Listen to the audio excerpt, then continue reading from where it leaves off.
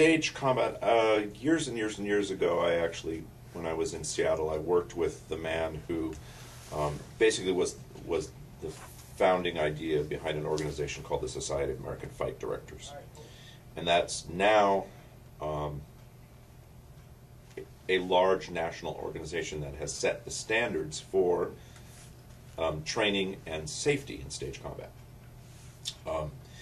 And it really came out of a need, because people were just throwing steel at each other or engaging in fights, and actors were getting injured.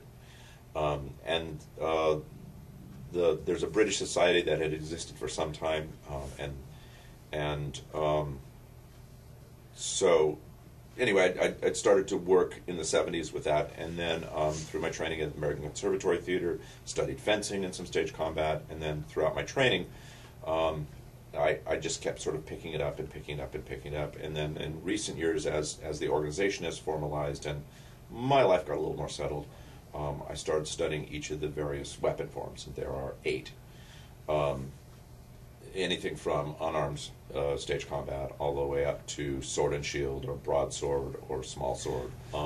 There is no clearer sense of engagement between actor and actor as when they are in physical conflict, and that real acting is connecting with another human being. And if we learn to do that through combat, then we have already united character with intention, what they want to do to the other person. They necessarily have to respond to the other person, or they get hit in the head with a sword. So all of the basic skills of the actor are built right into that in a clearly demonstrable way. And that really helps you.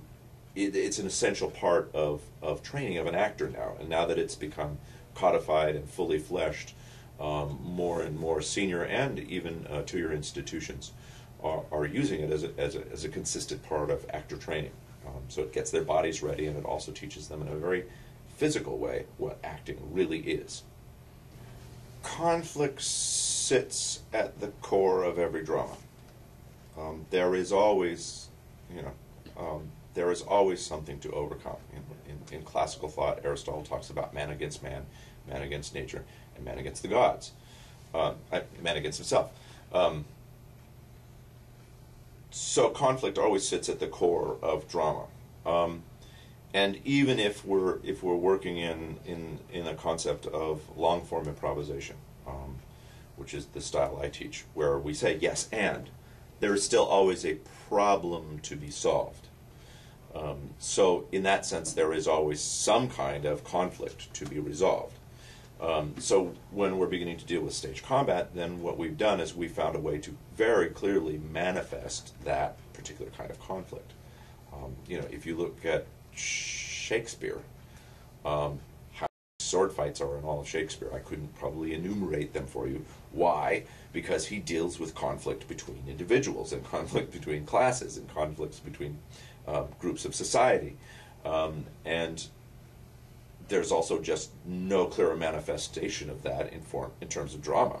This is why a play like Macbeth ends in a huge battle between the two leaders, right? And so that is the manifestation of conflict in that way. But even in the sense of collaboration, there is still conflict, because there's always a problem to be solved. And that may not be the problem between us, person to person, but that may be the problem that's getting in the way of us getting together. For instance, romance, right? There's always something that gets in the way of romance, otherwise there's nothing to watch. So it ceases to become drama, right? So that's why there's always an obstacle, or there's always a problem to be solved, and that's always involved in some kind of conflict, which drives us forward in terms of drama. The actor, and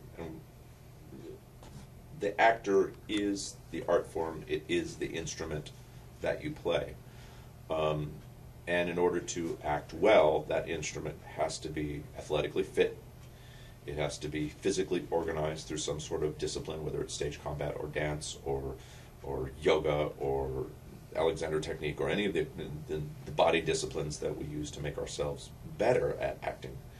and it unites all of those in one system. So it is all of those, but it is all of those focused through one very clear thing, which is a person interacting with another person. And that whole concept of interaction is very important, in that it is, I engage you in a particular action, you respond with another action that I have to respond to, and that is acting. But it is only achievable through the athleticism of doing it, and all of that gets you ready to act better, even if it is, even if we take that idea and that concept and move it into just a scene between people, there is still a physical interaction going on, and there's still a psychological interaction going on. It's just not so graphically violent. So it is all. It's interesting. We all come to theater for our own reasons, but we all come to it ultimately to work on ourselves, and it's an easy and interesting doorway that makes it possible to do that, and it's accessible, particularly in American culture, because go to the movies, look how much violence there is in our culture. We're a very violent culture. We conquered this land through violence, and it's part of what is in our American sense of being. But it's not just unique to Americans, but here it's easy for us to latch onto that and understand it and begin to let that be an easy doorway for us to interact with other human beings. The interesting thing about it with stage combat is it's ultimately about trust and collaboration.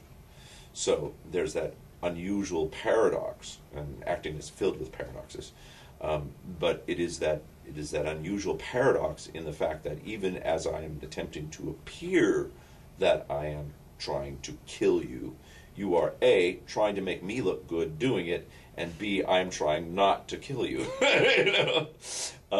So it is conflict, yet through collaboration, and in that sense, we're constantly in this adjustment and negotiation. Surprisingly enough, you will more often than not find more women in stage combat classes than men. And the comment that I have heard talked about is that it's really empowering. That it helps people get a sense of their own power and authority and ability to initiate that negotiation with other human beings, because our society, and most societies in general, tend to want to disempower women from that. Though, oddly enough, if you look at, Shakespeare, for example, his women are incredibly empowered. And they are constantly struggling with those issues and their culture and society, which of course goes back to the reign of Elizabeth and all those kinds of concepts that we begin to deal with. But so for women and people in general, it is empowering, and that's one of the things that I keep hearing being talked about as we do it. It's really about empowerment, which of course kind of goes back to my central core teaching philosophy is it's all about empowerment. If we empower our students, then they can create great art, then they can improve themselves.